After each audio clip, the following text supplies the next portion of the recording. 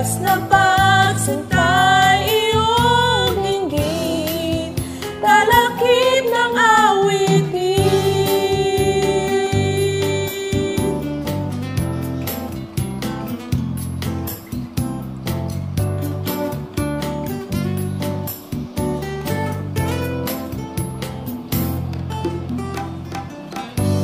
Mayroon lamang akong sanlibong buhay, hindi pagkakait, lahat sa'yo'y bibigay. Gayon pa man sa'kin, nag-iisang taglay, ilalaan bawat saglit upang ibigin ka nang walang humpay. Gaya ng dagat na hindi napapagal sa pag-alon, puso ko ay sa'yo magmamahal sa habang panahon. Natatanging kayamanan ko'y ikaw ay sambahin, wagas na pagsinta iyong dinggin, Kalakip ng awitin.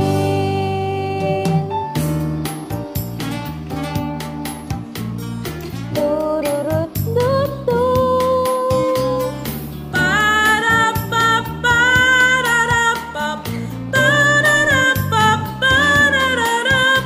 Natatanging kayamanan ko'y ikaw ay sambahin, wagas na pagsinta iyong dinggin, kalakip ng awitin.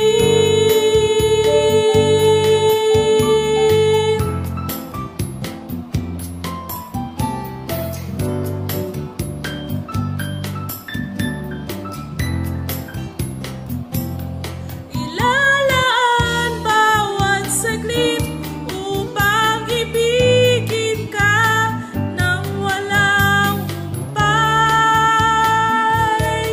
Gaya ng dagat na hindi napapagal sa pag-alon, puso ko ay sa'yo magmamahal sa habang panahon. Natatanging kayamanan ko'y ikaw ay sambahin, wagas na pagsinta iyong dinggin, kalakip ng awitin.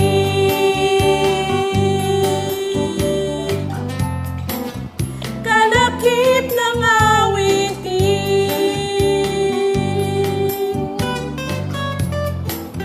Kalakip ng awitin.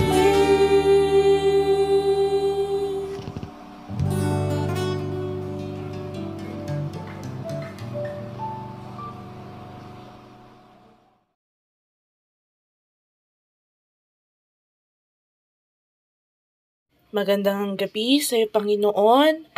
Una sa lahat, pinupuri ka namin ngayong gabi. Salamat sa pagkakataon na ito na muli kami ay magsama-sama, Panginoon, upang makasamba sa iyo at mag-pray ng sabay-sabay, ipanalangin ang aming mga kapatid at higit sa lahat makarinig ng mensahe na nagmumula sa iyo. Pagpalain mo ang aming speaker ngayon, gamitin mo siya, Panginoon, upang maihatid ang mga mensahe mo na nais iparating sa amin. Gayon din, Panginoon, ang aming internet connections at ang mga tao na gagamitin mo. In Jesus' name, lahat ng mga maaaring makasagabal sa amin ay hindi matutupad, Panginoon, sa gabing ito. Ibinabalik namin sa iyo ang papurit pa sa salamat. Salamat, Panginoon, sa pangalan ni Jesus. Amen. So magandang gabi sa inyong lahat, mga magulang ko at mga kapatid. Salamat po sa samantalahin ko rin pagkakataon na makapagpasalamat sa pagpapaabot ng inyong pakikiramay sa pagpanaw ng aking nanay. Mula no October 8 hanggang 15 ay wala pa ako rito. Sa biyaya ng Panginoon, ito muli, bagamat yung isang kapatid ko ay hanggang ngayon ay nasa tagamutan pa yung aking brother-in-law. Anyway, isang mabuting bagay pa rin ang magpasalamat sa ating Panginoon. Kaya kahit mayroong mga pagsubok, naroon pa rin ang ating Panginoon na laging nakatingin, nakasubaybay at gumagabay sa bawat isa sa atin. Sa gabi ito, ako po ay magsasalita sa paksang ang pagpapala ng paggabay ng ating Panginoon. The blessing of God's guidance. Ang aking pong basihan ay mula sa Kawikaan, Kapitulo 3, talatang 5 hanggang 6, na ganito ang sinasabi. Kay Yahweh ka magtiwala, buong puso at lubusan, at huwag kang manangan sa sariling karunungan. Sa lahat ng iyong gawain, siya nga'y alalahanin upang ika'y patnubayan sa iyong tatahakin. Pinagpala ng Panginoon ang pagkabasa ng kanyang banal na salita. Ang aklat po ng Kawikaan ay meron lamang 31 kapitulo. At pag atin pong tiningnan ang 31 kapitulong ito, makikita po natin na ito ay isang koleksyon o pinagtipon-tipon ng mga kawikaan, mga paghahambing at mga salawikain na binuo at pinag-isa sa isang matibay at matatag na kayarian upang magbigay ng panuntunan una sa mga Hudyo at gayon din sa mga taong makakabasa nito tungo sa buhay na puno ng karunungan at ng kaayusan. Ang pangunahing paksa po ng aklat ng Kawikaan ay tumutungkol sa karunungan o wisdom. At ito'y matatagpuan sa chapter 1 hanggang chapter 2. Kahusayan sa pamumuhay, bunga sa pagkaunawa ng katotohanan. Ang pagkaunawa at karunungan ay nakabatay sa pagkatakot sa ating Panginoon. Mula po sa Kapitulo 1, talatang 7 ng ating pinagbabatayang aklat.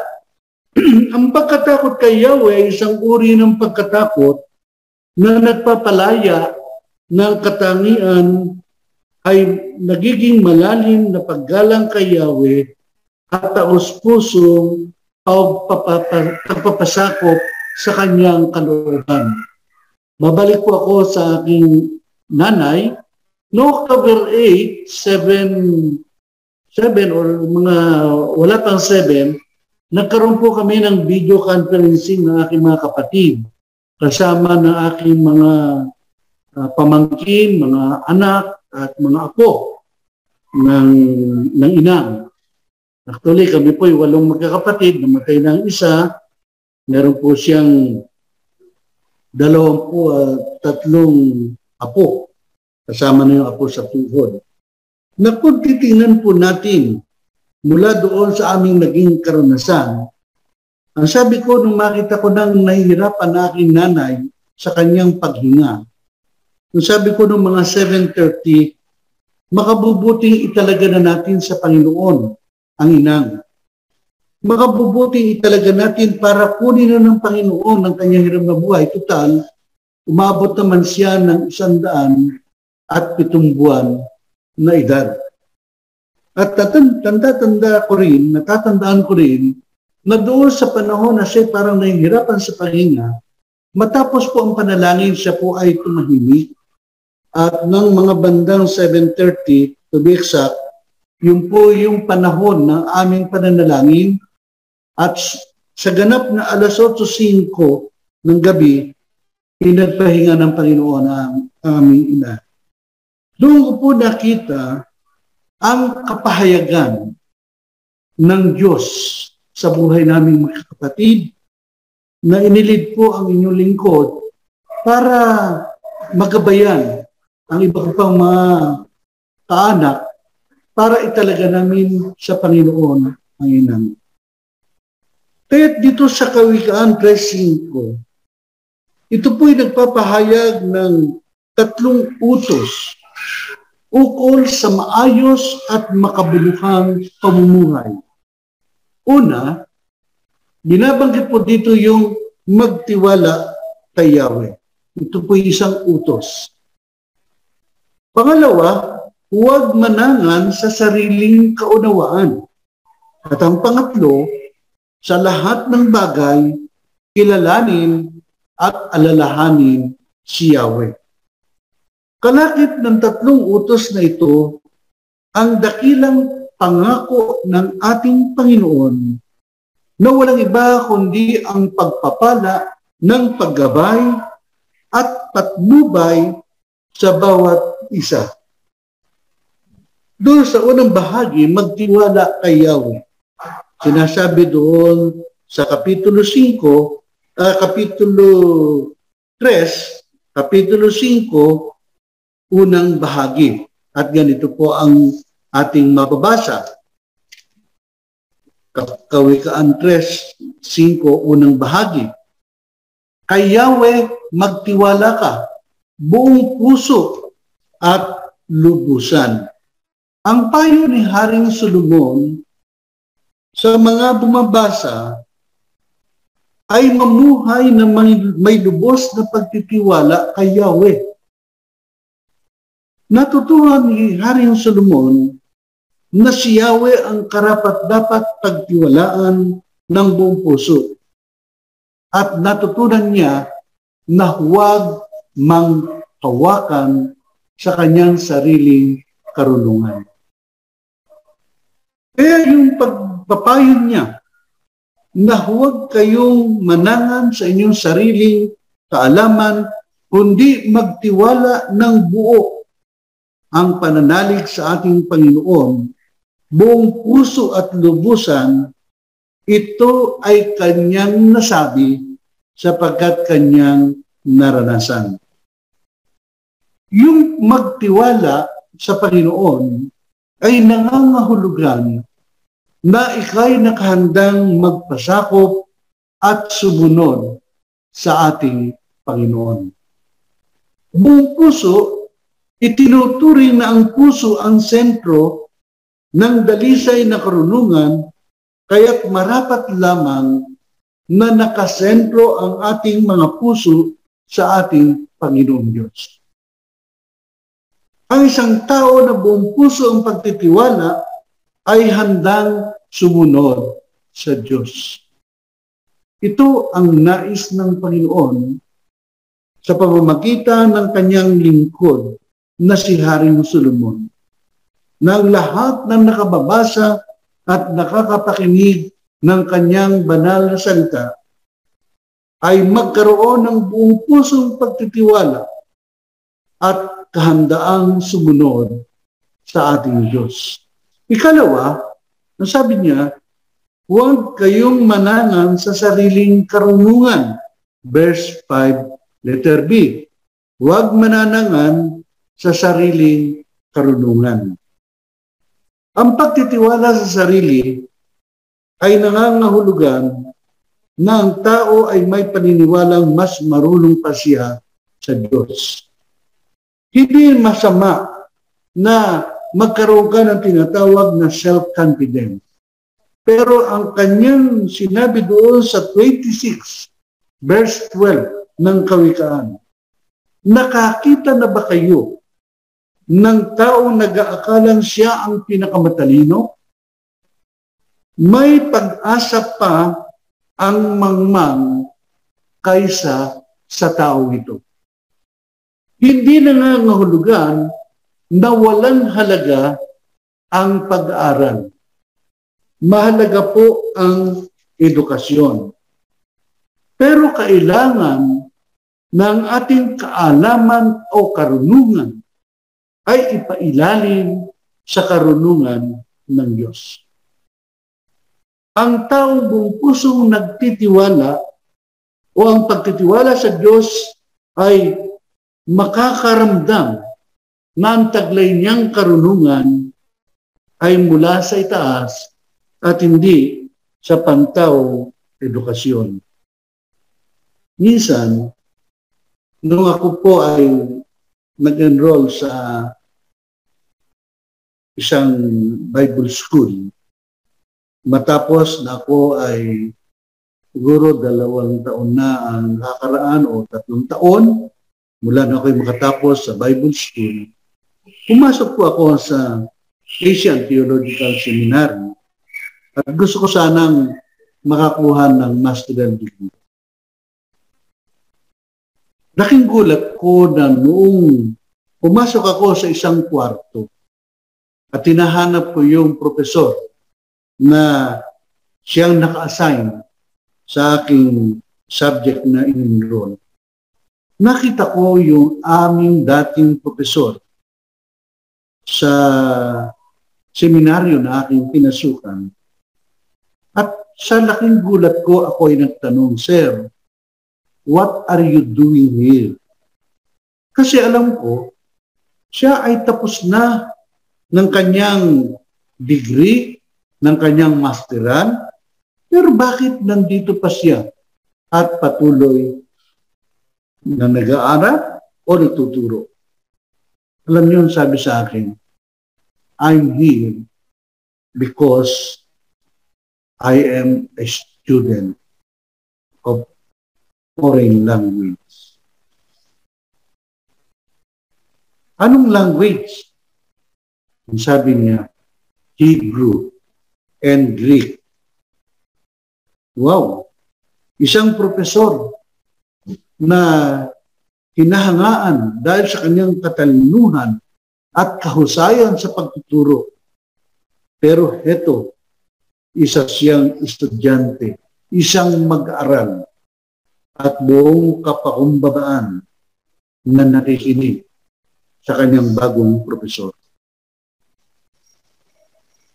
Ikatlo sa ating pag-aaral ay makita natin doon sa verse 6. Alalahanin si Yahweh sa lahat ng gawain. Ika'y papatnubayan sa iyong mga tatahakin. Sa kanyang salita doon sa Ecclesiastes 12:1, ang sabi niya, alalahanin si Yahweh sa panahon ng kabataan. Habang malakas pa, naalala ko ang inang noong 1976. Habang nagba-Bible study kami, nang aking tanungin kung siya ay mananampalataya na o tinanggap na niya si Kristo bilang sariling tagapagligtas at Panginoon. Ibinalik niya yung kwento ng buhay. Sabi niya, 8 kayong magkakapatid. Yung 4, binyagan sa Roman Catholic Church. Pero yung 4, binyagan sa Yemenic Church.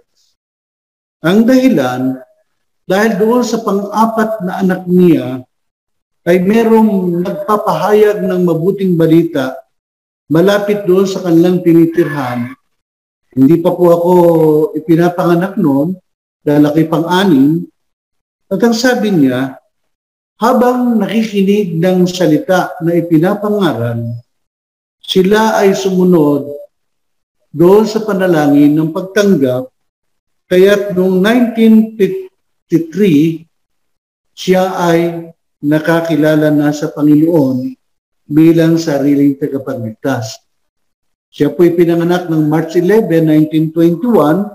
So, noong 1953, siya po ay tumanggap na sa ating Panginoon.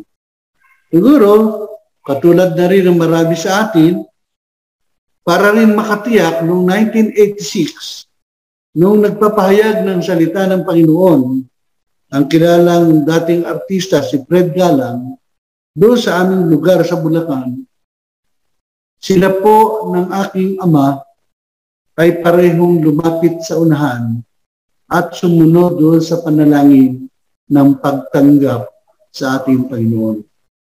Kaya doon sa kanyang edad na 100 at 7 buwan, ako'y naniniwala at merong kapayapaan kami na ang aming magulang ay nagkaroon ng relasyon sa ating Panginoon.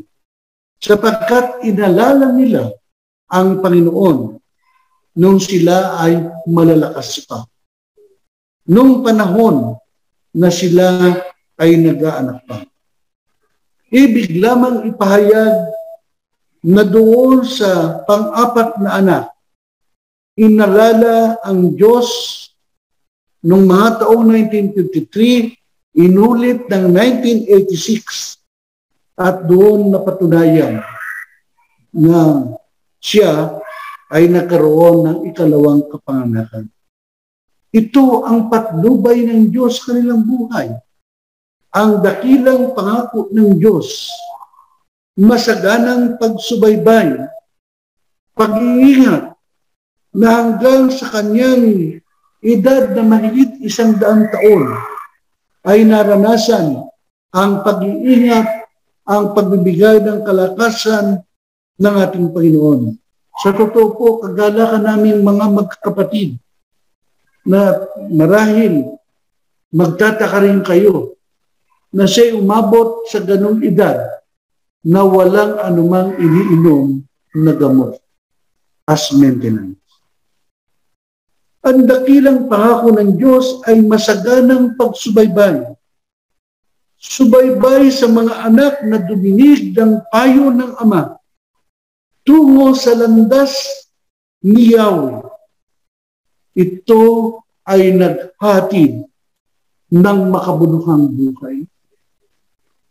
Pamanhik din sa mga magulang upang matupad ang sinasabi ng Kawikaan 22 talatang 6 na ito ay kabisado ng marami sa atin.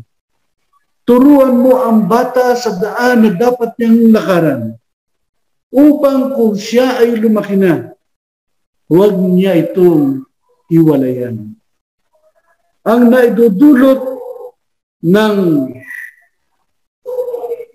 karunungan na galing sa Diyos ay maayos at mapayapang buhay. Minsan sa isang malaking gathering, isang opisyales ng Department of Education ang nagsabi, hindi po ninyo ako kilala, pero ang Yemilip kilala ko. Sapagkat ako po ay lumaki sa Sunday School. At kung meron akong kakayanan ngayon, isa sa aking binibigyan ng pansin, ako ay naturuan sa Sunday School.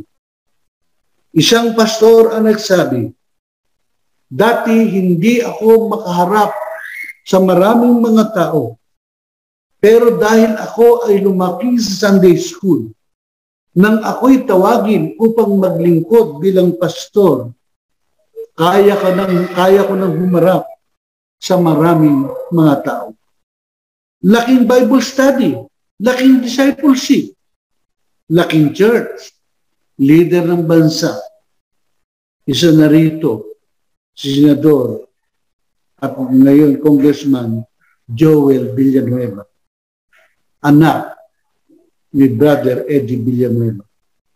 Coco Pimentel, na ayon sa kanya, sila ay inubog ng Ama sa church, lumaki na mayroong pagkatakot sa Panginoon. Si Vico Soto, dahil sa kanyang nanay na si Helo, totoo na naging makatao, makadiyos, sapagkat sila'y pinalaki mula sa salita ng ating Panginoon. Sa aking pagtatapos sa gabi ito, ang ating matibay na pakikipag-ugnayan sa ating Diyos dapat nakasandal sa matibay na pananampalataya sa Kanyang salita. Huwag tayong magkukulang sa mga espiritual na pagdisiplina sa ating mga sarili. Katulad ng ating mga pananalangin. Kung meron akong higit na pinapahalagahan na isa sa mga mahalagang gawain na spiritual discipline ng mga Kristiyano ay ang pananalangin. Sapagkat ako po ay iniligtas sa tiyak na kamatayan dahil sa sama-samang pananalangin. Ang pag-aaral ng kanyang mga salita.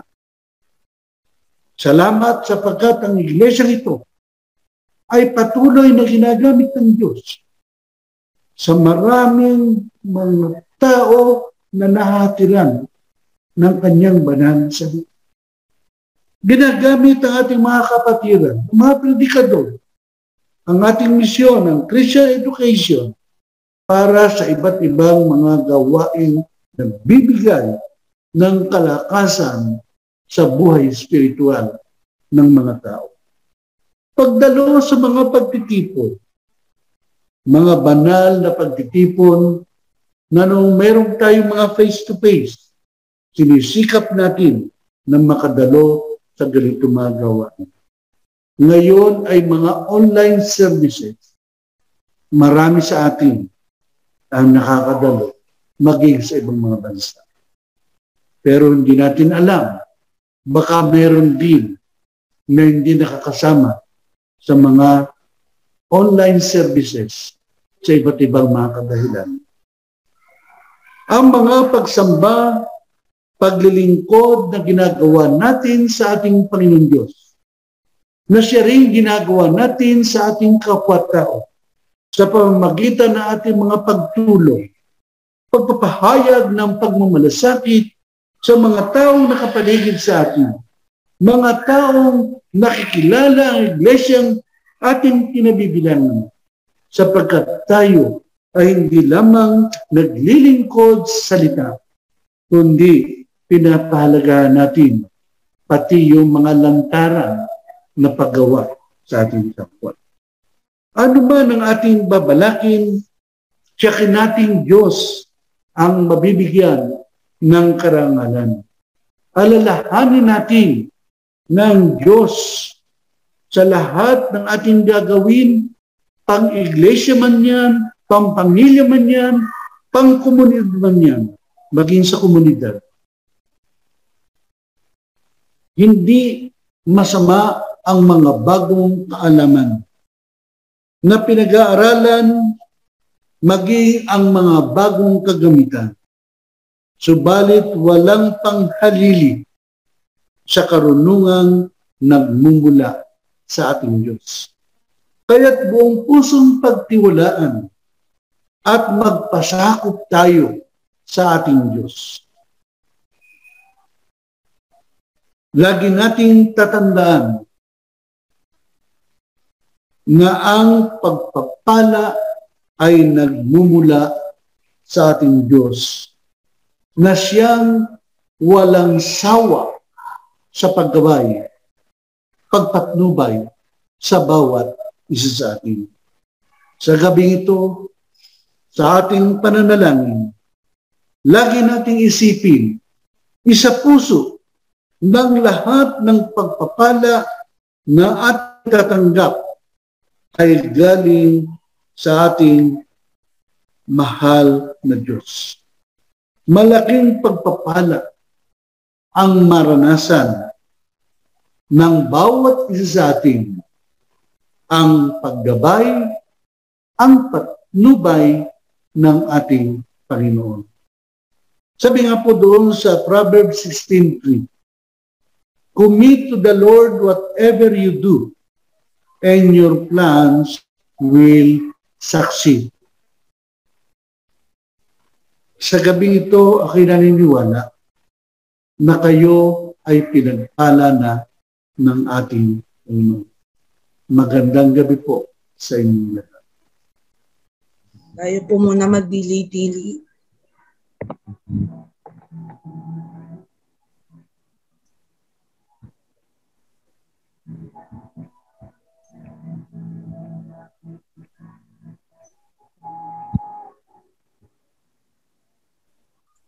Panginoon Diyos, pinupuri ka namin at pinasasalamatan sa gabing ito na iyong ipinagkaloob sa amin sa midweek service. Ngayon po ay nagsama-sama kami, Panginoon, upang ipanalangin namin ang aming mga kapatid at ipanalangin namin, Panginoon, ang lahat-lahat ng mga pangyayari sa aming mga buhay dahil iyong kagalakan din na marinig mula sa amin ang mga nais naming sabihin, Panginoon. Panginoon, una sa lahat, aming kino-confess ang lahat ng aming mga kasalanan. Patawarin niyo po kami kung meron ka mang karumihan na nakikita sa amin. Pakalinisin mo kami, Panginoon, para po kami ay makalapit, Panginoon, sa inyo sa gabing ito. Panginoon, pasasalamat po ang nais namin iparating sa mga tao na nagdaos ng kanilang kaarawan sa libong ito. Si kapatid na Brian Murillo, si kapatid na Ate Dali Arevalo, gayon din kay kapatid na Rhea Eusebio. Salamat, Panginoon, sa panibagong taon na ipinagkaloob niyo po sa kanila, Panginoon. Gayon din, Panginoon, pasasalamat din, Panginoon, sa patuloy mong pagsubaybay sa aming mga kapatid sa ibang bansa. Ang Nasino family, ang Navarro family, Licerio family, ang kapatid Femi Buko, gayon din, Panginoon, ang Hibanada family, at ang lahat ng kapatid namin na nasa ibang bansa. Patuloy mo silang iniingatan, alam namin, Panginoon, at sinusubaybayan, hindi mo sila pinababayaan, at lagi mo, Panginoon, na pinapaalala mo sa kanila na magtiwala sa iyo, Panginoon, at manalig sa iyo, Panginoon. Salamat sa iyong paggabay sa aming mga kapatid, paggamat hindi namin nakakasama physically, gayon din, Panginoon, alam namin na ang aming mga puso ay nagkakaisa sa pagpupuri sa iyo. Panginoon, pinapanalangin din namin ang Pastor George Santos, Panginoon, na ngayon po ay nag-positive sa COVID-19.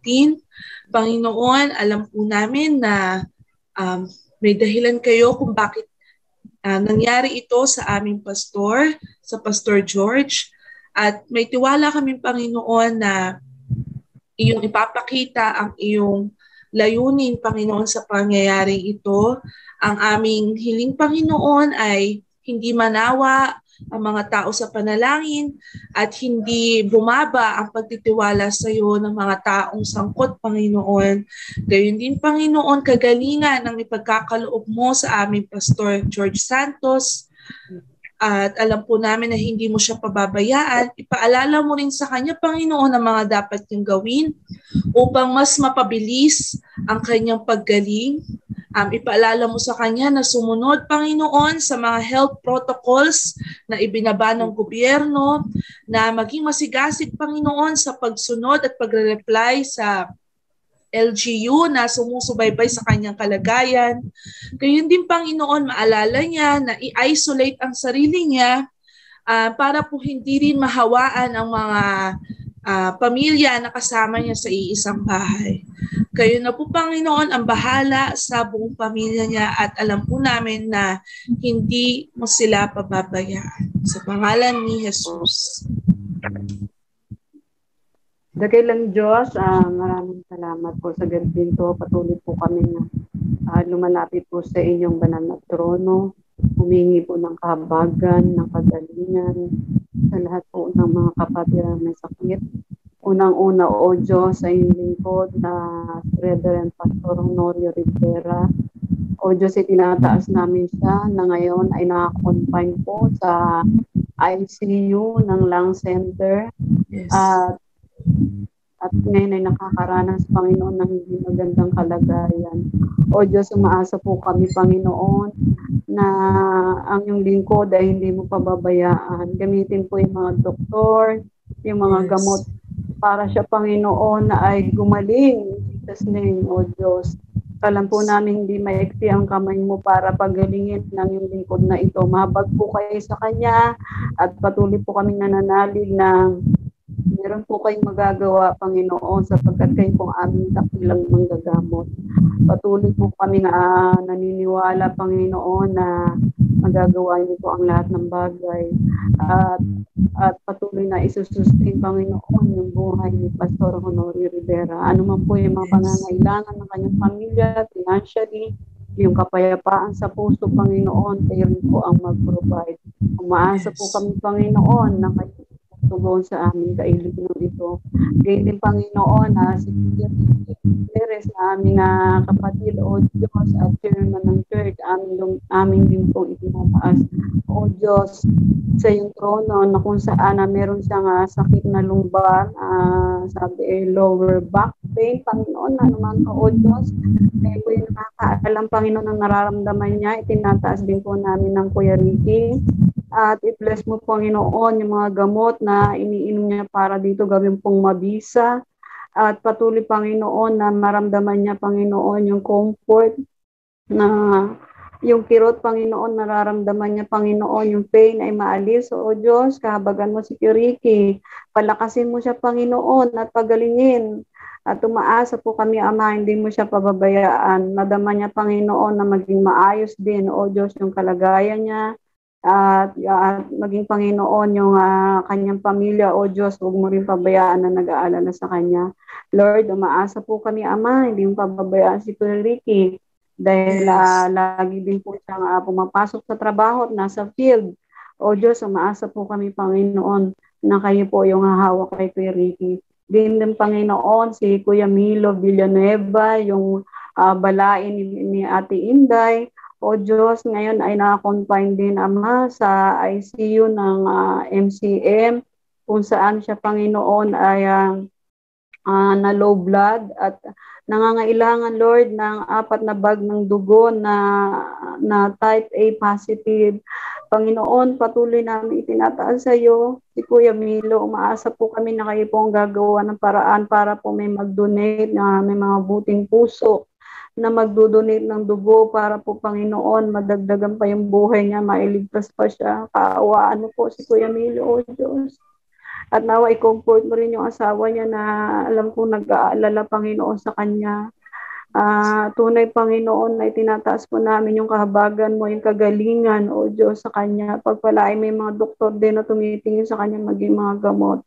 Lord, bigyan mo po siya ng dagdag na buhay at kagalingan. Sa iyo namin tinataas, Panginoon, ang mga bagay nito sapagkat kayo lang po yung makakapagpagaling sa kanya. At ganyan din, Panginoon, yung iba pa naming mga mahal sa buhay na may sakit. O Diyos, si Rumi, na ganun din, Panginoon, may karamdaman din, pati si Elena na aking mga pamangkin, at nasa Japan. Panginoon, ingatan mo sila at patuloy na maranasan din nila yung kagalingan, nagmumula sa inyo. Mahabag po rin kayo sa kanila, Panginoon, gawin mo mabisa yung mga gamot na iniinom niya. Sila, Panginoon, ni Rumi at ni Elena na magkapatid, sa iyo po namin tinataas, O Diyos, ang mga bagay na ito. Umaasa rin po ako, Ama, na sila rin, Panginoon, ay makakaranas ng kagalingan nagmumula sa inyo, sapagkat kayo po ang aming dakilang manggagamot at wala pong imposible sa inyo. Gayun din, Panginoon, ang buong mission team sa pamumuno ni Ate Linda Murillo. Pagpalaan niyo rin po, Panginoon, ang lahat ng gumagampan dito. I-bless mo po yung bawat isa na nandito, Panginoon, nakasama sa grupo ng mission team. Ingatan mo ang kalusugan ng bawat isa ng mga nagtuturo. Patuloy mong biyayaan ng karunungan, ng katalinuhan sa pagtuturo at pagpalain mo, O Diyos, yung lahat ng mga tinuturuan namin sa misyon. Maging yung bawat partner, Panginoon, ng bawat isa. Ako, si Nelly, Panginoon, si Vicky, si Daisy, O Diyos, maging, Panginoon, si Ate Virgie, si Nene, Panginoon, si Nautilus Murillo, maging si Pia Rolly, si Pia Ricky, si Ate Tess, O Diyos, maging si Ate Cora na maraming tinuturuan. Amay, tinataas ko po, Panginoon, ang kalakasan ng bawat isa. Lahat po ng buong mission team, pagpalain mo, O Diyos, hindi ko man mabanggit lahat, o kaya si Raquel, O Diyos, maging si Kleng, si Ate Leti, si Estela, Ama, sa iyo namin pinagkakatiwala ang mga bagay nito. Salamat po, Panginoon, na kayo po yung tumutulong sa amin upang manatili, Panginoon, ang misyon kung saan ito po, Panginoon, ay napakahalaga. yung mga gawain na patuloy na ibahagi ang mga salita mo, O Diyos, para marami pang kaluluwa, O Diyos, ang maligtas.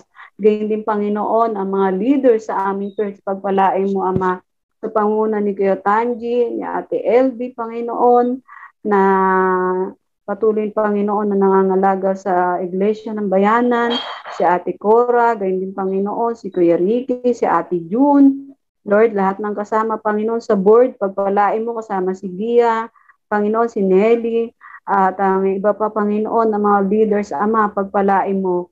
At tunay, Ama, na i-bless mo ang kanilang buhay, maging kalakasan nila, kalusugan, maging, O Diyos, ang buong choir, pagpalain mo sa kanilang patuloy na pagkukumit ng buhay nila, pagtatalagan ng kanilang sarili sa pagbibigay, Panginoon, ng mga mensahe ng awitin. Salamat sa panguna ni Gia at ni Brian. Pagpalain mo sila, maging mga kasama nila, at huwag mo silang pabayaan, O Diyos, maging mga pangangailangan, Ama, kayo pa'y magkaloob, maging iba pang gawain sa church, Panginoon, ang Sunday school, maging ang Sunday service sa umaga, ang Sunday school ng mga kababaihan, ang prayer meeting. Panginoon, sa iyo namin itinataas ang lahat na ito. Tunay na pagpalain mo po ang aming church sa Bayanan, kahit walang face-to-face, O Diyos, meron namang online, Panginoon, na nagagamit, Panginoon. Kaya Lord, salamat na bagamat dumating ang pandemic na ito, ay meron ng technology, O Diyos, na nagagamit para makapatuloy ang gawain. Purihin po kayo, Ama, sa biyayang ito na ipinagkaloob mo sa amin. Salamat, Panginoon, sa mga kapatiran na patuloy na nagtutulong-tulong para sa gawain. I-bless mo nga po kaming lahat. I-bless mo po ang lahat ng mga kapatiran. Ito po ang aking dalangin. In Jesus' name. Yes, Father God, sa gabing ito, Panginoon, patuloy kaming lumuluhod sa iyong paanan para sa aming mga kapatid, Panginoon, na may mga karamdaman. Isa na po, Panginoon, ang aming kapatid na si Michael Compton, Panginoon, ang bayaw ng aming pastor, si Rilo Juan, na patuloy na naka-admit, Panginoon, sa Asian Hospital. Lord, humihingi po kami ng pabor sa iyo, Panginoon. Nawa, Panginoon, balik mo ang kanyang lakas, ang kanyang buhay, Panginoon. Marami na po daanan sa operasyon, Panginoon. Ngunit kayo lang po ang nakakaalam kung ano po ang kalooban. Kaloob mo po sa kanya, Panginoon, Lord God. Isama-sama po kami, Panginoon, na humihiling, Panginoon, ng isa pang pagkakataon na bigyan pa po ng extend ang kanyang buhay para kay Ate Tess, Panginoon, sa kanyang kasihan. O Lord God, patuloy pong palakasin, i-bless ang mga gamot na kanyang iniinom, Panginoon, para makatulong, Panginoon, sa kanyang kamutan, God. Comfort mo rin po, Panginoon, ang kaisipan nilang mag-asawa, O God, lalo na si Ate Tess, Panginoon. Yes. Ikaw po ang magbigay ng kapayapaan sa kanyang puso at isip, na nawa, Panginoon, ay panghawakan ang iyong mga pangako upang ito po ang ikatatatag niya, Panginoon. Tulungan mo po siya. Tulungan mo po siya mapagtagumpayan ang mahirap na pagsubok na pinaranas mo po sa kanila, Panginoon. Tulungan mo po ang mag-asawang ito, ganun din po ang mga anak nila na nasa ibang bansa na gustong umuwi, ngunit mahirap makauwi pa sa panahon ng pandemya, Panginoon. Patuloy mo rin pong i-bless ang mga taong ginagamit, Panginoon, lalo na ang mga doktor. Pangunahan mo po sila, Panginoon. Ano man po yung ginagawa nila sa katawan ng kapatid na Michael Compton, Panginoon. Ikaw po, Panginoon, ang manguna. Ikaw po ang maghawak. Ikaw po ang mangusap sa mga kaisipan ng mga doktor kung ano-ano na hakbang na gagawin nila bawat operasyon, Panginoon, sa katawan ni Michael Compton, Panginoon. At pangunahan mo po sila ng banal na espiritu upang sa gayon ay maging matagumpay po ang lahat ng hakbang na ginagawa sa kapatid na Michael Compton, Panginoon. Lord God, patuloy po namin pinagkakatiwala sa iyo ang mag-asawang ito, Panginoon, ang Michael Compton at Tess Compton, Panginoon. Ganon din po, O God, si Kuya Bong Quadra, Panginoon. Yes. Patuloy na kagalingan sa kanyang kamay na naoperahan, na nilagyan ng bakal, Panginoon. At nawa, Panginoon, ay manumbalik na ang dating lakas ng kanyang kamay, Panginoon. At sa kanyang pagtigil sa pagtrabaho, Panginoon, hinihiling po namin na magkaroon sila ng sideline doon sa Laguna, Panginoon, sa Santa Rosa, sa kanilang tinitirhan po ngayon, Panginoon, upang sa gayon may pagkunan po sila, Panginoon, ng pangangailangan sa araw-araw, God. Ganun din po, Panginoon, sa mga kapatid namin na nagme-maintenance ng gamot para sa kanilang mga karamdaman, patuloy mo pong pagpalain sila at pagkalooban ng malakas na pangangatawan sa araw-araw, sina Ate Aida Acosta, Marcial Nabelo, Michelle Flores, at si Ate Wang Pacifico, Panginoon. Lord, i-bless mo po ang mga gamot na kanilang maintenance, Panginoon. At higit sa lahat, kayo po ang magpala dito. Ganon din po sa mga financial na kailangan nila para sa kanilang magagamot, Panginoon. At ganon din po, Panginoon, dinadalangin rin po namin, Panginoon, ang Kabanang Macedonia. Lord God, patuloy pong hipuin ang mga bawat kapatiran ng Bayanan Emilit Church, Panginoon. Ang mga may trabaho, Panginoon, ang mga nakaluwag sa buhay, patuloy mo pong hipuin ang kanilang puso na magbigay ng tulong Macedonia, sapagkat ito po ay para sa tulong na ginagawa rin sa mga taong lumalapit, humihingi ng pampinansyal na tulong, lalo na ang may mga karamdaman sa panahon na ito, Panginoon. Patuloy pong punuin ang Kabanang Macedonia, Panginoon, upang mas marami pang maabot na matulungan ng mga kapwa. Ganon din po, God, Panginoon, sa mga Bible study group, Panginoon, online. Patuloy pong pangunahan ang bawat grupo, Panginoon. Mga leader, Panginoon, ng bawat Bible study, at higit sa lahat, Panginoon. Dalangin po namin na marami pa kaming maakay, Panginoon. Marami pang bahagihan ng iyong mga salita, Panginoon. At marami pang makakilala sa iyo, Panginoon, o God. Ganon din po, Panginoon, sa mga youth, Panginoon, sa pangunguna ni Ate Gia, ni Kuya Brian, Racela, Eusebio, Panginoon. Yes. Lord, patuloy pong hipuin ang iba pang mga kabataan na nahinto na, Panginoon. Patuloy po silang ibalik, Panginoon, upang sumigla ulit, Panginoon, ang kupon ng kabataan, Panginoon, o God. Huwag po hayaan na mawala ito unti-unti, Panginoon, o God. Ibalik mo po sila, Panginoon, at patuloy pong gumawa, Panginoon, patuloy na mag-commit sa iyo kahit sila po ay may mga trabaho na, kahit sila ay mga nag-aaral, Panginoon, na Huwag pong kalimutan ang gawain para sa iyo, Panginoon. Kaya ipuin po, Panginoon, nila Ate Gia at Kuya Bray, na marami pa silang makuha, Panginoon, sa mga na nakapaligid na mga kabataan, Panginoon. Tulungan mo po sila, Panginoon. Ang dalawa kong anak, Panginoon, na nawa, Panginoon, ay maka-join sila sa gawain, lalo na po. Lord, dinadalangin ko po, Panginoon, marami pang kabataan dito sa Block 5, Panginoon, na malapit lang sa church. Kaya patuloy po, Panginoon, na hipuin ang puso ng mga batang ito, sapagkat ito po ay laki sa Bible Sunday School, laki sa mga ginagawa, Panginoon, pag walang pasok. Kaya tulungan mo po sila, Panginoon, na magbalik sa kanilang puso at isip ang mga salita mo, Panginoon, na nakatanim na sa kanilang mga puso. Yes. At sa gabi po, Panginoon, patuloy po kaming nagtitiwala sa iyong kapangyarihan. Alam namin, Panginoon, kamay mo ay na makapangyari po ang magtatouch sa lahat ng aming pinapanalangin ito, Panginoon. At higit sa lahat, inangkin po namin, Panginoon, na ang lahat ng dalangin namin sa mga oras na ito ay magkatugunan, Panginoon. Yes. At pinasalamat po namin, Panginoon, sa tanging pangalan mo, Jesus, na aming tagapagligtas. Walang iba kundi ang Panginoong Jesucristo. Amen. Amen. Amen. Dakil at mapagpalang Diyos, maraming salamat sa mabiyayang pananambahan sa gabi ito. Salamat sa mga kapatiran na nag-ukol ng mga panalangin nag-ukol ng mga sandali ng kanilang pakikisama sa pagsamba sa iyo, sa Espiritu at sa katotohanan.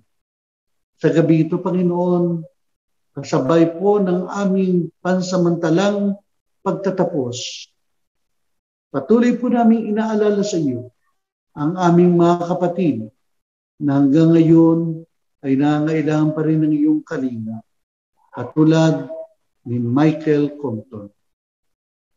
Salamat, Panginoon, sa buhay na inilagi niya sa amin. At mga Panginoon, ang iyong banal na kalooban ang masunod sa kanya. Kung nais mo, Panginoon, na bawiin ang kanyang tilam na buhay, handa po kami na ito ibigay sa iyo. Pero kung nais mo na extend pa ang kanyang buhay, maranasan niya ang ganap na kalusugan at kalakasan na nagmumula sa iyo. Salamat din, Panginoon, sa kaarawan ng aming kapatid na Ray. Naway pagpalain mo siya at iyong ingatan at maranasan ang masaganang pagpapala na nagmumula sa iyo. Sa bawat niya sa amin, ipatanggap mo po ang iyong mayamang bendisyon.